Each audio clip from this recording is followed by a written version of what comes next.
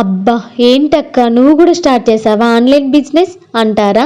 అస్సలు కాదబ్బా. ఒక సిస్టర్ నాకు కమెంట్ చేసింది, నెక్స్ట్ మంత్ నా మ్యారేజ్ ఉందక్క, ప్లీజ్ నాకు కాస్త మనీ పంపించు అని. ప్లీజ్ అని చాలా కామెంట్స్ పెట్టింది. పెళ్లి అంటుంది కదా అనేసి ఒక మగ్గం వర్క్ బ్లౌజ్ పంపిద్దాం, తనకి యూజ్ అవుతుంది అనుకున్నాను. ఇన్స్టాగ్రామ్ లో నాకు మెసేజ్ పెట్టమన్నాను. ఏమంటుందంటే తన ఊరికి పోస్ట్ ఆఫీస్ లేదంట, తనకి చాట్ చేయడం రాదంట, కానీ బానే మెసేజెస్ చేస్తుంది. సరే పెళ్లి కార్డు పంపించురా అన్నాను.